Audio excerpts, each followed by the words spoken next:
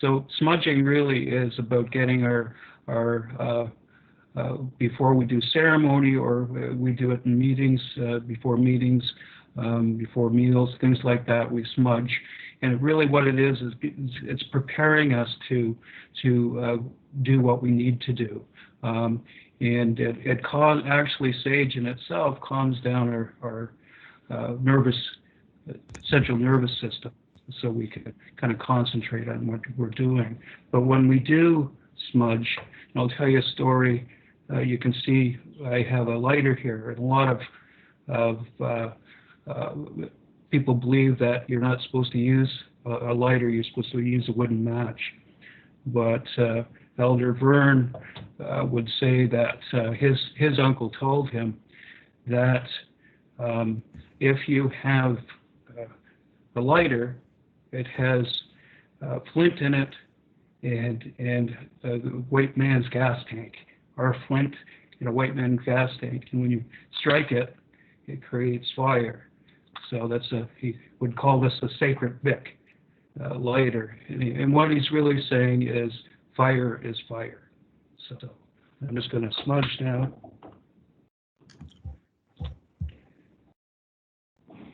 And when we smudge,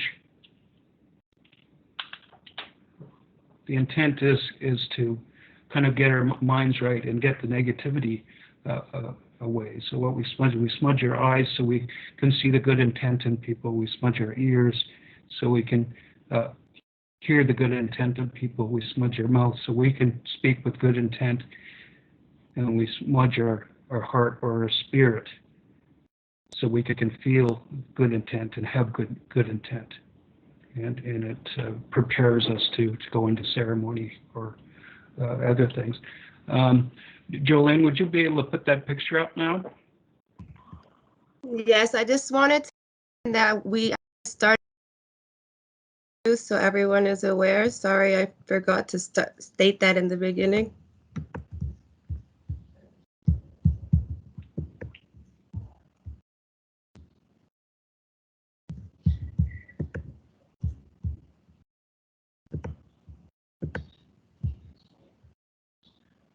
Okay, so what we're looking at here in front of you is the four colors of the medicine wheel with the medicines in it. And the four medicines are cedar, sage, tobacco, and sweetgrass.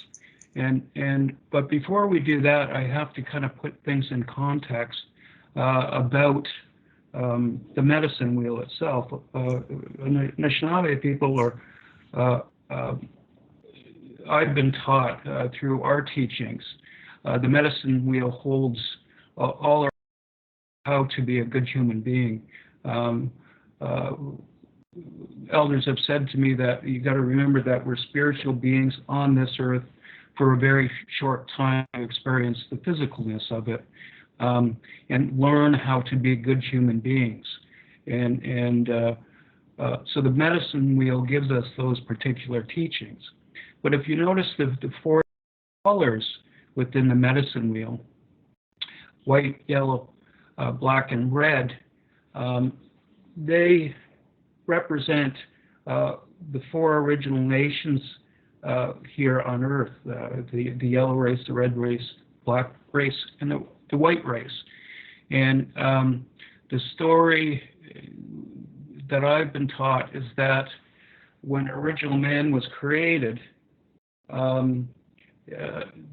that the creator, or Gitchimanadu, the great spirit, blew into a mega shell. And I don't know whether you can see this or not. Well, maybe not there.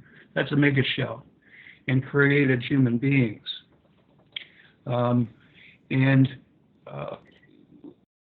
human being that he created at the beginning was Wanabo Sho, and he gave him the job to go about the earth. Oops.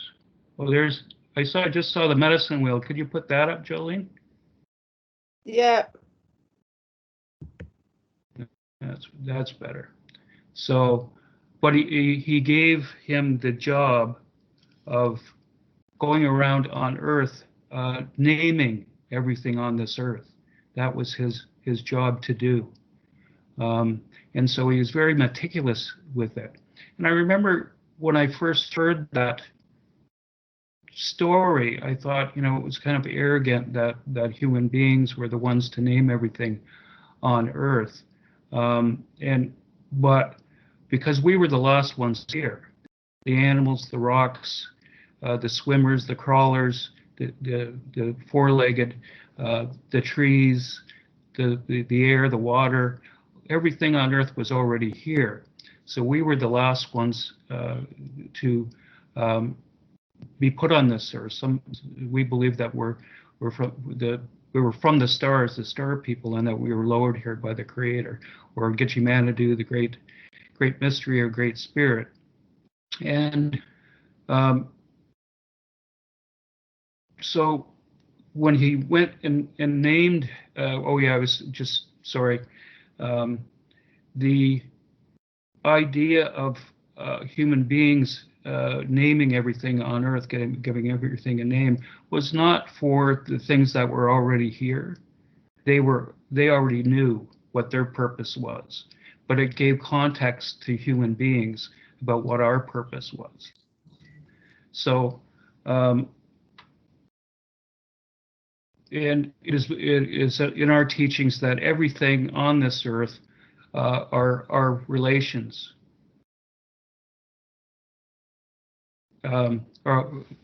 We're related to them because the Creator brought us, created us all. So we refer to them as all my relations. I look like I'm moving in slow motion. Can everybody hear me? And I hope so. Yeah, audio's fine. Okay, thank you. Where was I? Oh, so Honorable Joe. I don't know what just happened. Sorry. Okay. Honorable Joe went about and was very meticulous at naming everything, and that was the purpose that he was given by the Creator. Then the Creator wanted him, or Gitchimanadu wanted him, to go forward and wander the Earth, but the Honorable Joe noticed that everything on Earth had a partner, so he wanted to have a partner too. And so the Creator, Gitchimanadu, gave him the partner of the wolf, and they became brothers and traveled the Earth, all corners of the Earth, exploring the Earth. And I don't want to go too long in this, but it's real close version because it's a very long story. But what he did, they traveled to learn about the Earth. And when they were done that, they went back to the Great Spirit, Great Mystery. And the Great Mystery says that you two should no longer be together, the wolf and man, and separated them. And so throughout our history, we went in different ways, but it's told that we were to, whatever happened to the wolf would happen to man, and or to the red race, and so in some ways that has happened. Our land has been taken and encroached on as well as the wolves, but we're moving forward with that now, and it'll be in context when I talk more about this kind of our stories and where we're at right now. But so one of the things that we had gifted for us is that dogs are relatives, are related to the wolf, and so when we have ceremonies and that sort of thing, wolves are not, or our dogs are not allowed around our ceremonies because it would go against the Creator's or Gitchimanido's wishes. Elder Verne used to call dogs because they couldn't come near because they were gossipers, but he was just joking. So when I talked about the 4 original nations, um, Joe went on and married, and I won't get into the story, but he married the Firekeep's daughter, and they had 4 sons. And they were sent out after they grew, became adults, sent out in the 4 different directions. And it's believed that these brothers were the ones that were part of, each one was from a different nation, those races. And they were separated to go in the different directions and to do some learning and to teach. So when we look at the medicine wheel, Jolene, could you put that back up?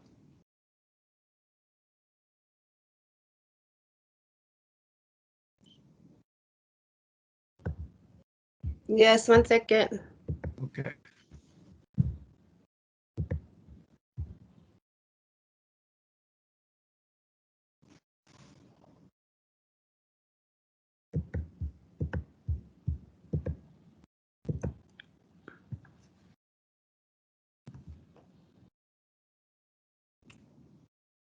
So each brother was sent in a different direction.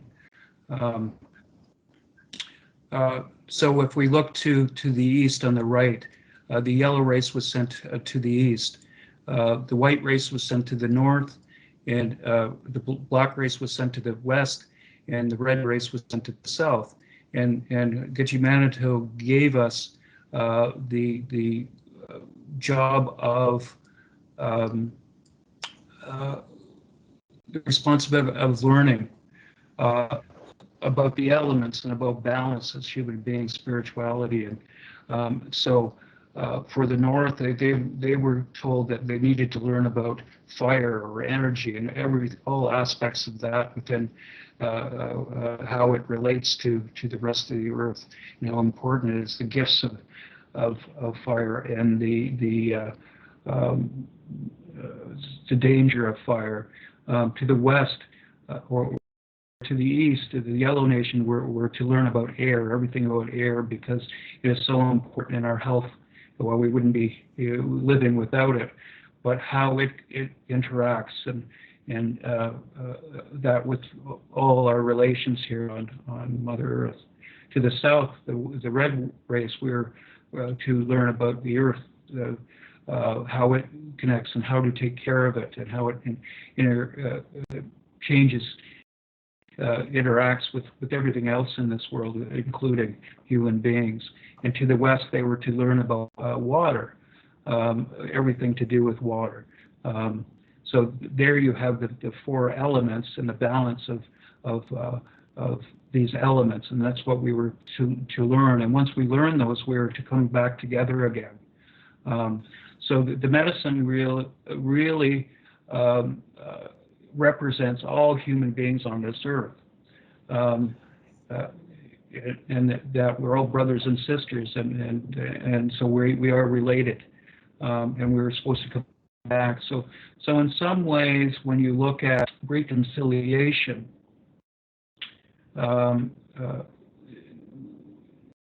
as human beings, we've been looking at reconciliation since creation, since the Great Spirit sent us in those 4 directions to learn about our how to be a good human being in this world. The medicine wheel, again, like I said, the medicine wheel contains all our knowing and doing, ways of knowing and doing, our culture as to be a good human being on this earth. And when you look at the different religions around the world, most of them are about how to be a good human being, how to live as a good human being on this world. And it was taught through my culture that all human beings originally had those original teachings, and all were given those. And then when we were separated into 4 directions, that those particular things they were supposed to learn, and because we were isolated, we grew up with different cultures in a sense of through our environment and all those particular things. And I won't talk about it today so much, but that all of us were given prophets that would come and teach us those, again, those original teachings in their own cultural way, that those particular people would understand those. And we also have the seven fire prophecy, which talks about the human beings all coming back together again and reuniting as one nation. But I won't get into that today. Now, does anybody have any questions up to this point? I know it's a kind of a real Cole's Notes type of learning, but I mean the gist of it so far, people understand. If they have any questions, please be free to ask.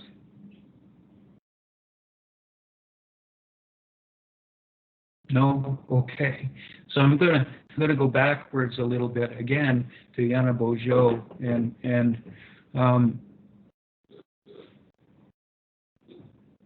there, after the first people here on Earth were given those teachings, but unfortunately they weren't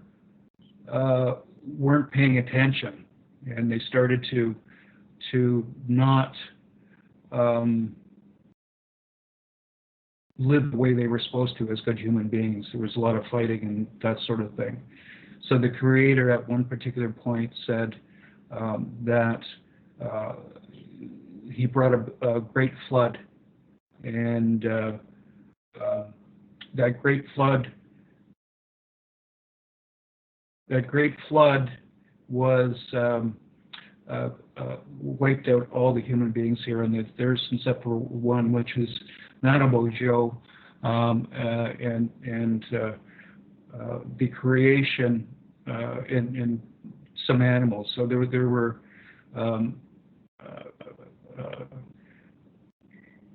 and they survived, and they were riding actually when the flood came, Nanabojo. Some call it Nanabojo or Yano with a Y or an end, but it means the same thing. And we call him original man, but he came through the flood and ended up on a turtle's back to save him. And I won't get into the whole creation story, but here in North America, we call Turtle Island, North and South America, and because from up above it resembles a turtle.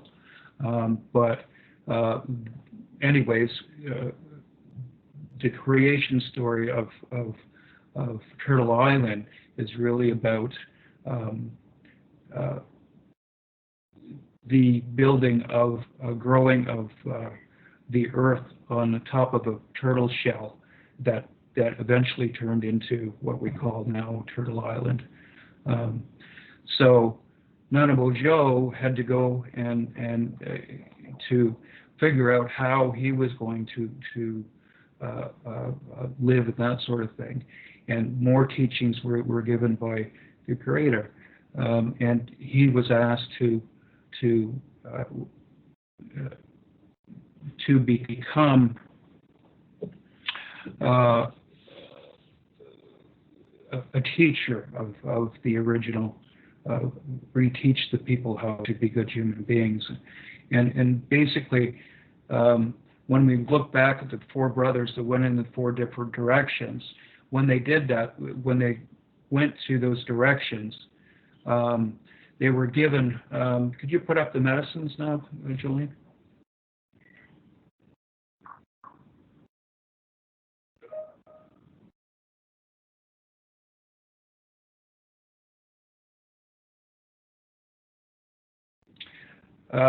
So before, when they were sent in four different directions, the gatekeepers of each of those four directions each brother met the gatekeeper of each particular direction. And those gatekeepers gave these medicines, introduced these medicines to each of the brothers. And of course, again, we have cedar, tobacco, sweetgrass, and sage. And they were also, that's why they're placed in a particular direction, is because that's the directions they were sent in by the Great Spirit. And that was the gift from the Creator given by the gatekeepers of those directions, the medicines that they were given. So that's really, in our creation story, our medicines are prominent in those particular stories.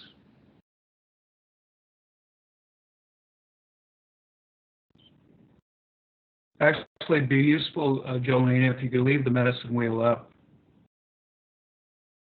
or the picture of the medicines. Okay, I will. Sorry.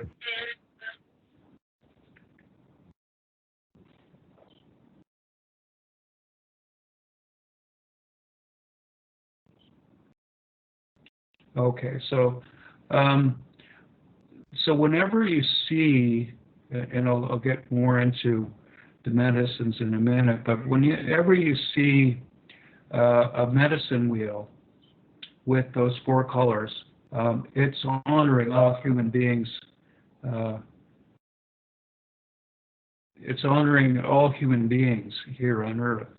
So when we keep in mind, and I don't know whether some of you have seen the Unity buttons. I don't have one with me on me today, but they're little buttons that you pin on your shirt or jacket or whatever with the four colors. Those are called Unity buttons, and it's honoring all human beings here on this Earth. So our medicines were given to us right away, and for really to remind us about what it means to be a good human being on this Earth, and so really, what does it mean to be a good human being? It means to be respectful. Okay, actually, the Native Canadian Center in Toronto, you could buy Unity buttons. And I forget where I was now. I don't know about you guys. I find it a little bit, when I'm doing it virtually, I'm not quite as connected as with the energy of the people. So sometimes my mind is not as, yes, that's right, on Spadina. So where was I now? Okay, in regards to the medicines, it reminds us of, I was talking about what it means to be a good human being, and that's in our teachings within the medicine wheels. And our value system is really based on the 7 grandmother teachings of respect, honesty, bravery, humility, and so those particular, that's our value system, and it's about being respectful, and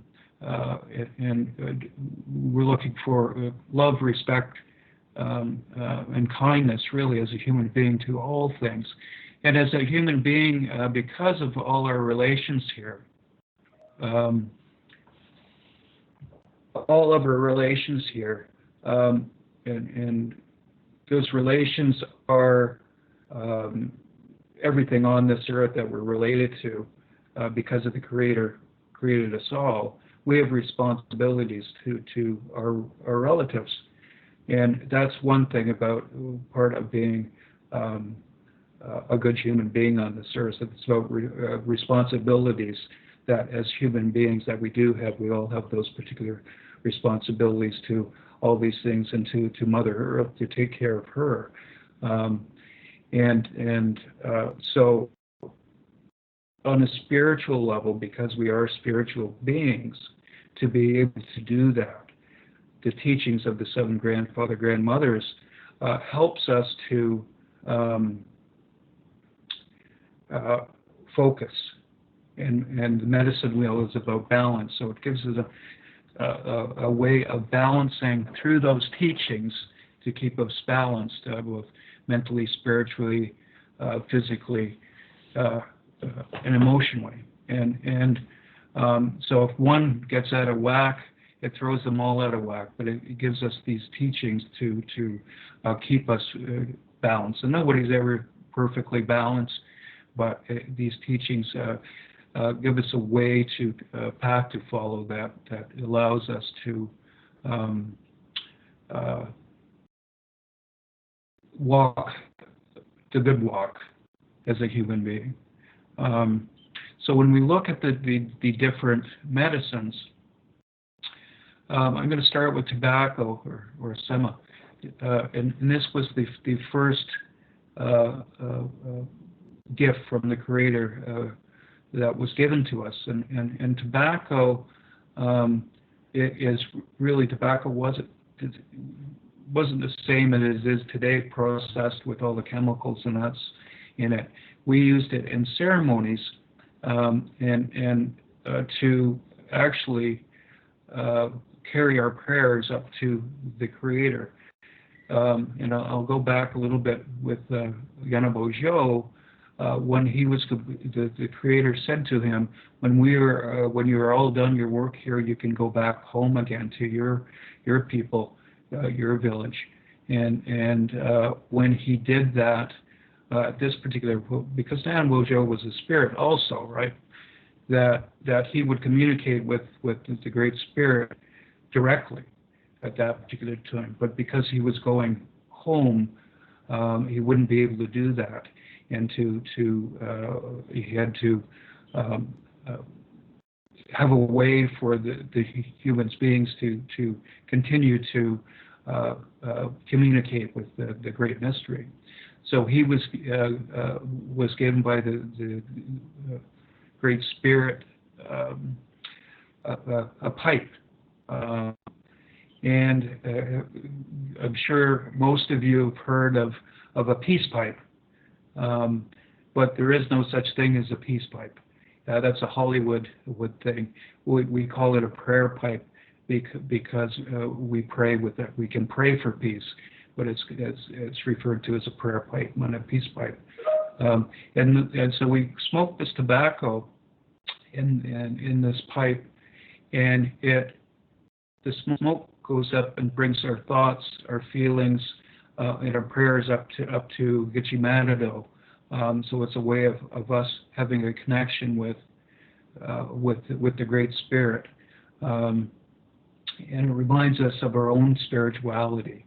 And tobacco in itself it is the kind of the igniter of all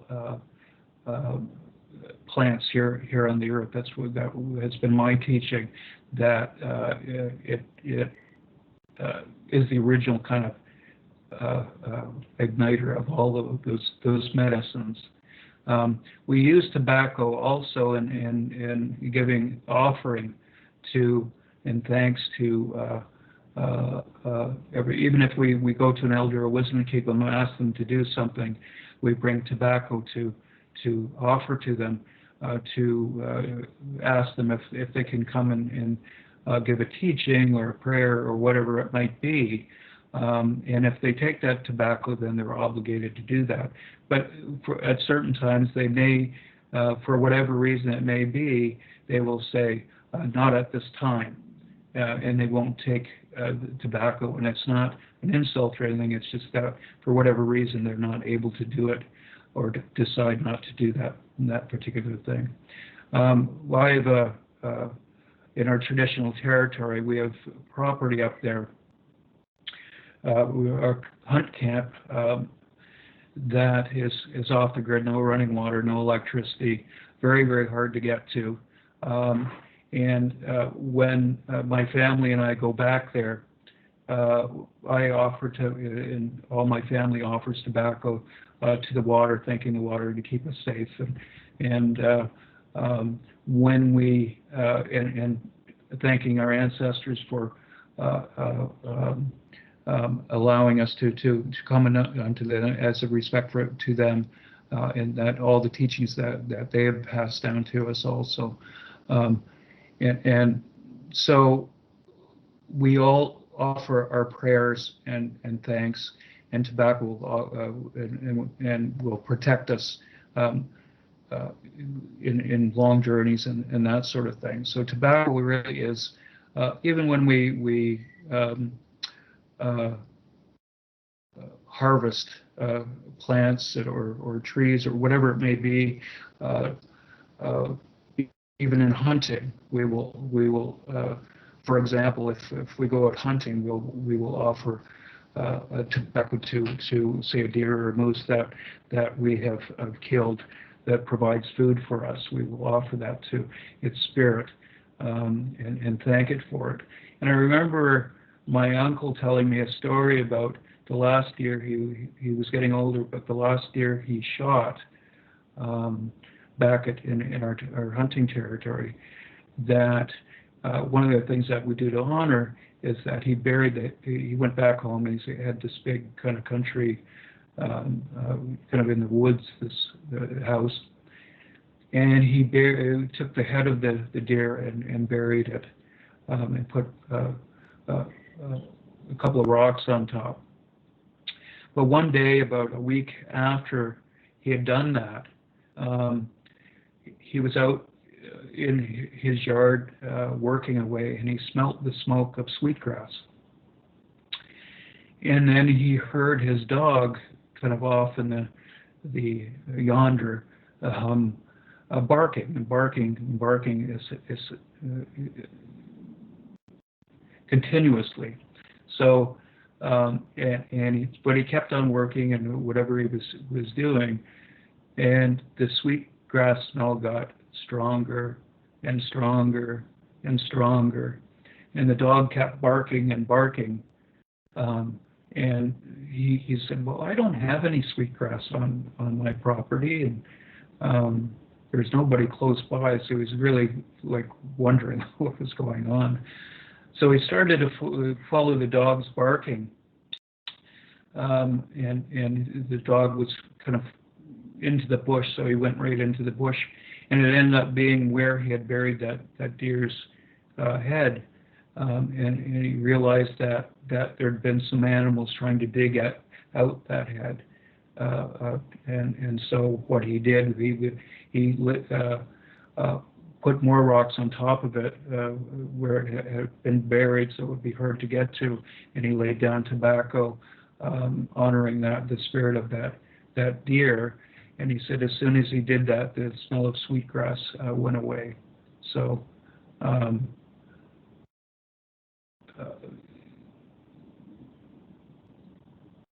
it's a story really about reminding us that we are spiritual beings on this earth. Jolene, can you put up that picture again? Sorry.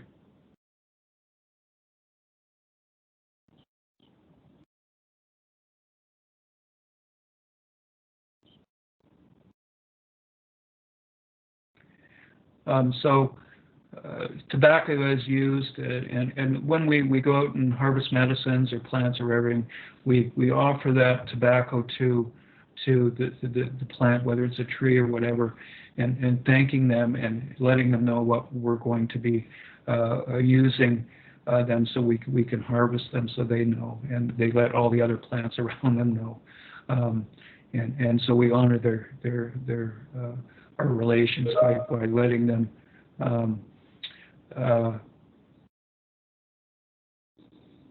offering them tobacco to their spirit. So so we'll move on from tobacco to sweetgrass, and sweetgrass is, and these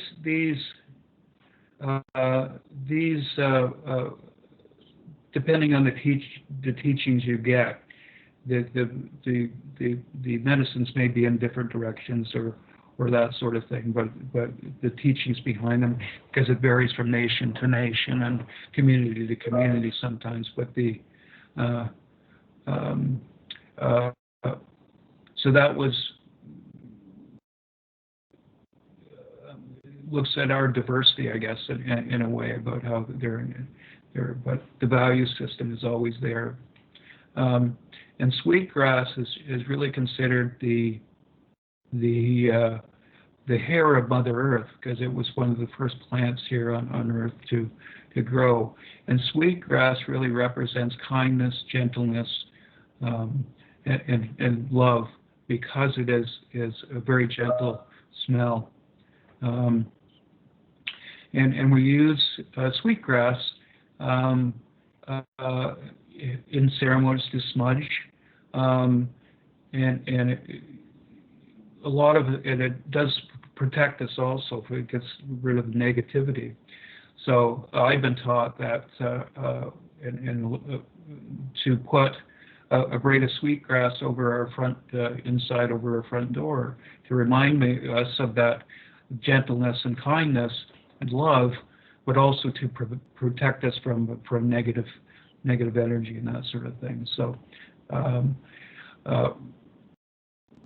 I usually use sweetgrass or sage, and we'll talk about sage in just a second, but sweetgrass or sage to every morning that I get up, I smudge or purify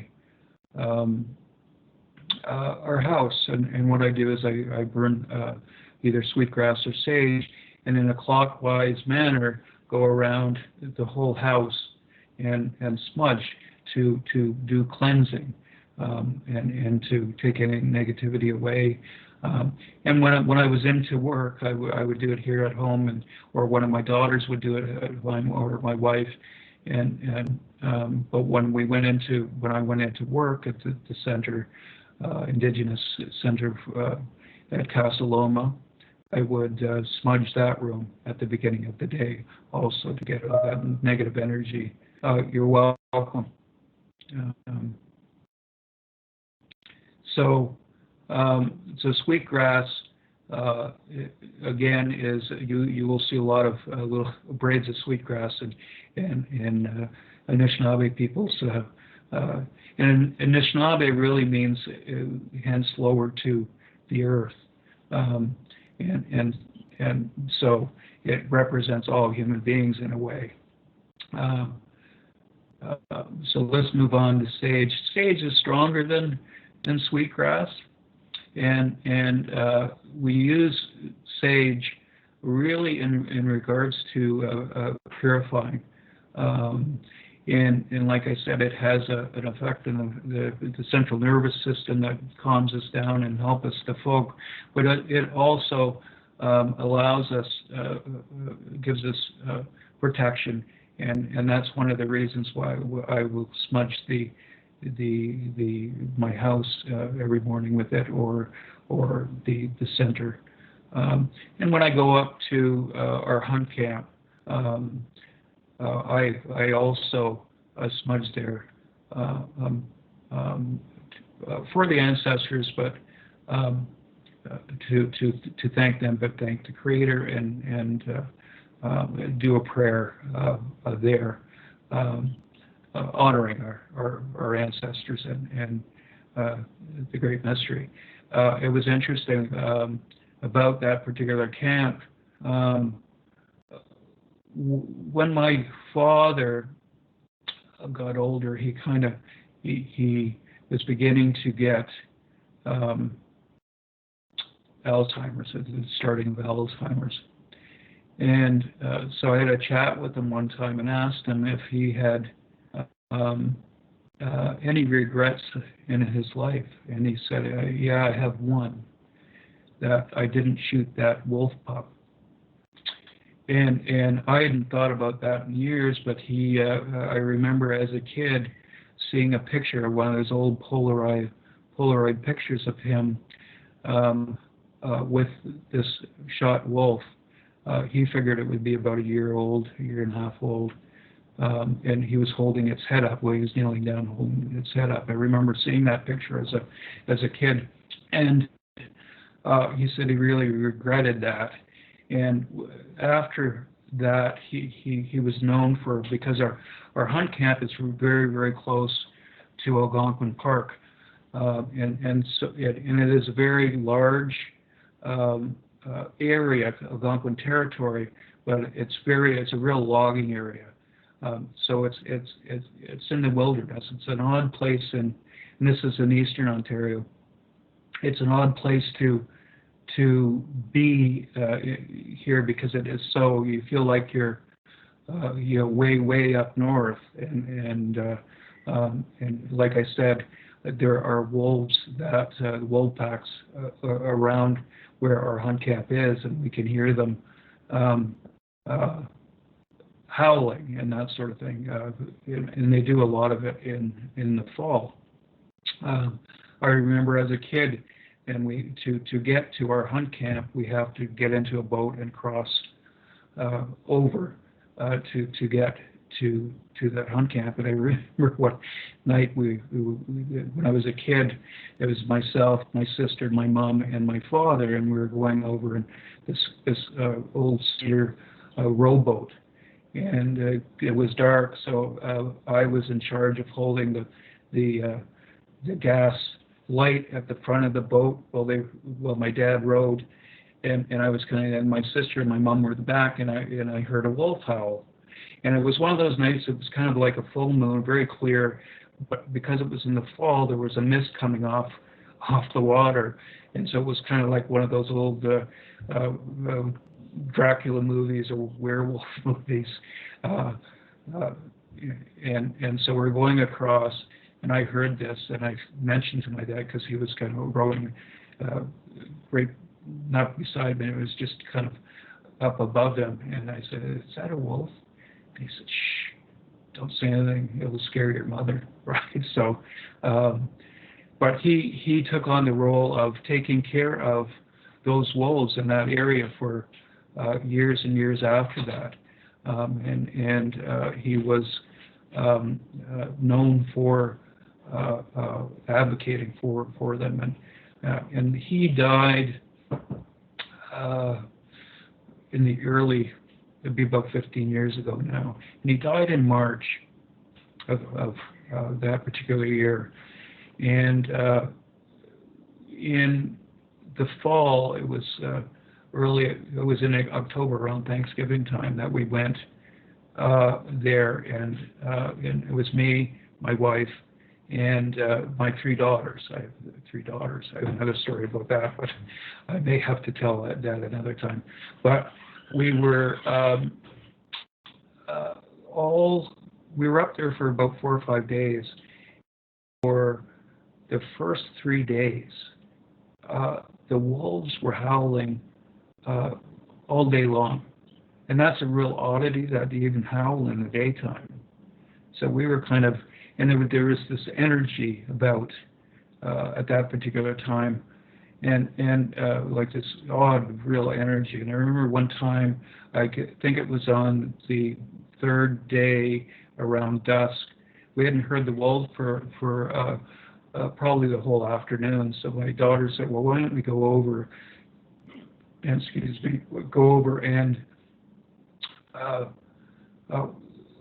in the canoes and go over to the bay and howl and see if we could get them to respond to us." And so we did that. My 3 daughters in one canoe, my wife and I in the other, and we went over to the bay, and we went over to that bay because that's where we heard them. It was on the opposite side of the lake that we were at, but that's where we heard the wolves howling coming from all these 3 days. So we went out, and we were kind of in a small bay, maybe 200 feet, 300 feet across, and maybe 600, 200 yards long, and we were kind of out in the middle of it. And it was a shore on both sides of us, and there was a beaver dam at one end that cut off the water of the lake going to going down, that the beavers had built. And we went down, and the group, or my daughters howled, didn't hear anything, waited for a few minutes, howled again, and then my youngest said, "There's a wolf." And of course, everybody looked and saw the wolf except for me. But then we saw that wolf go away. Well, my daughters saw it go away from the shore, and it was the alpha male that they saw. And then a few seconds later, the alpha female came out and looked at us. And for about 15, 20 seconds, just looked at us. And then you could see them running down on land, both together, one following the other, down to that beaver dam. And we could see them cross that beaver dam over to the other point, and then come up towards us on the other side of us that they were on. And they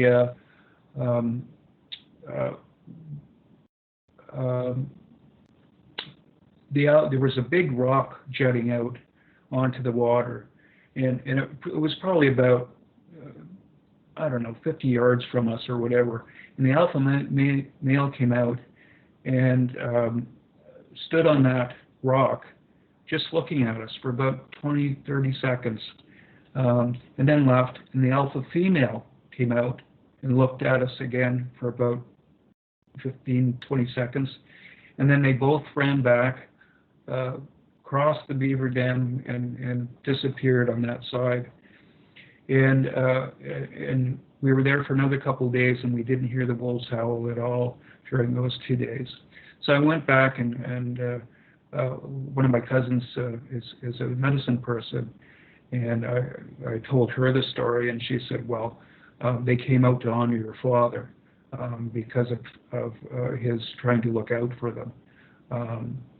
So it's the connection again when we look back at the wolf and man.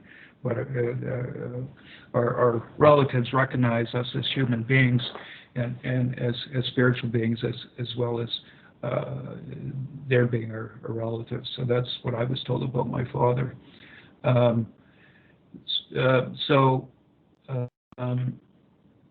of course we went and laid tobacco down and gave thanks, and we smudged with Sweetgrass, the kindness and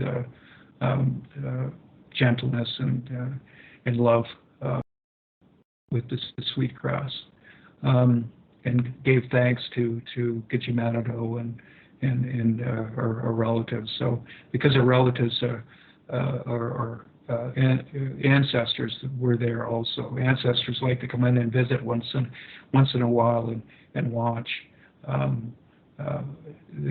festivities during feasts and that's why we offer them our food to honor them at ceremonies and gatherings and that sort of thing, to honor our ancestors and to feed them.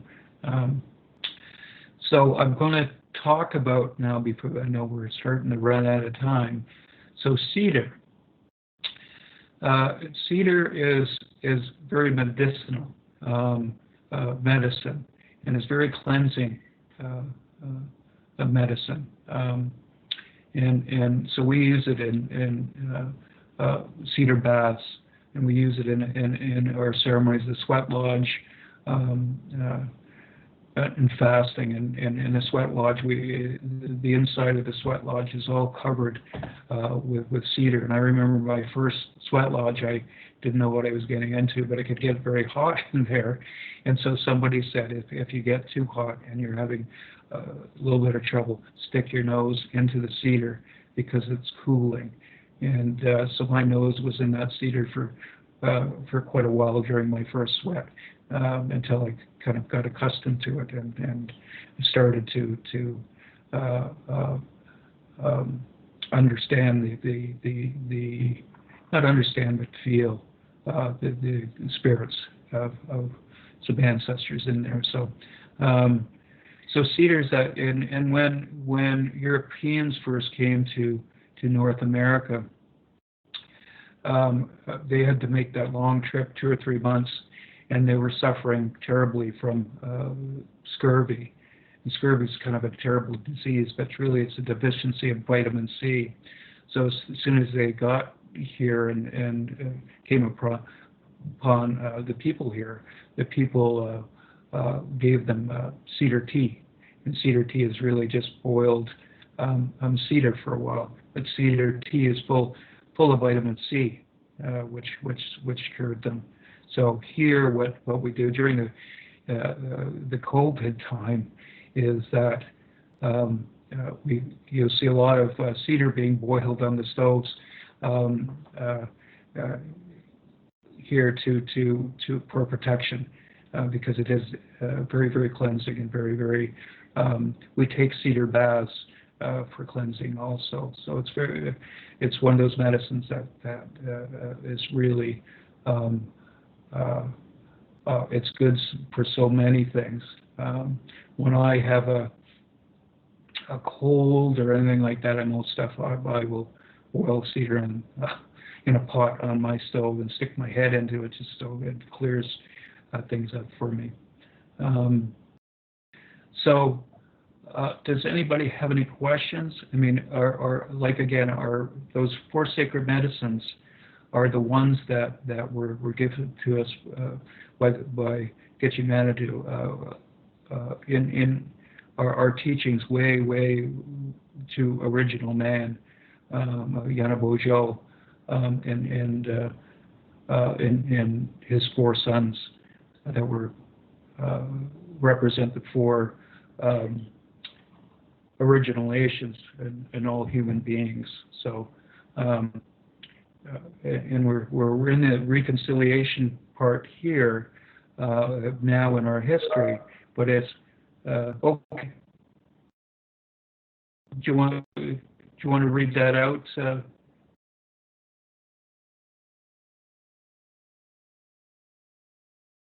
Oh, when I'm finished, okay. So what I'm going to do is if does anybody have any questions? When you're done, yes, I got that. Okay, thank you.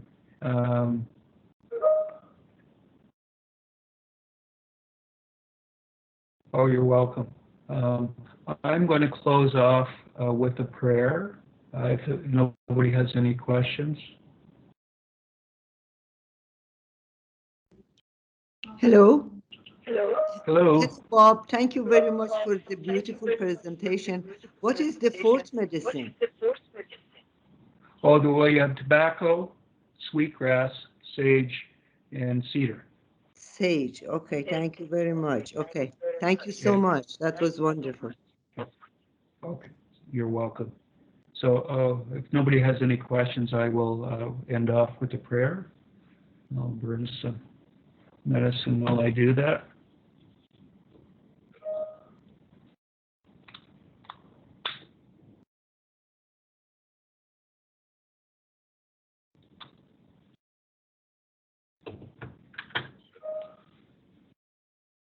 Okay. Quick way, get your Manadol, Magizi, Disnakos, and Gonquination, Dinjaba, Mashomas, Nokomis. I pray for the people for a long life, prosperity and peace. I pray for the little ones that they're safe during this time, and I pray for the elders and elderly that they are safe and well during this time. I say, Shemigwich, Shemigwich, Shemigwich, Shemigwich. All my relations, hi.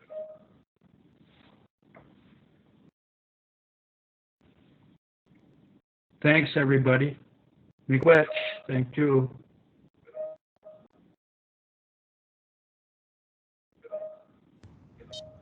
Thank you, Bob, and thanks everyone for joining us. This is Shalin here, and I spoke with Pauline Shirt this morning before the session, and she wants to send everyone her love and thank you for joining us. She is looking forward to meeting everyone at our winter solstice, which is coming up on December the 16th from 2 to 4. I look for an invitation in your emails from Indigenous Education and Services very soon. And the meeting is going to, the winter solstice celebration will be on December 16th from 2 to 4. Thank you everyone for joining us. Hi, Bob. I believe there was a question about smudging at night, but I can't find it. Oh, do you know what sponging at night? What it asked, or? Oh, sorry. And I need to apologize and say as well that the winter solstice is for our students. So would our students please look for the email for our winter solstice? She did want to send her love to everyone, and Pauline, and yes, the winter solstice is specifically for our students. So please, students, look for an email from our office. And the winter solstice is on December 16th. Thanks. She made which, everybody. Thank you very much. Justin. Thank you to everyone who joined us. Thank you, Bob. Thank you to our interpreter, to Brooke. Have a good day, everybody. You too.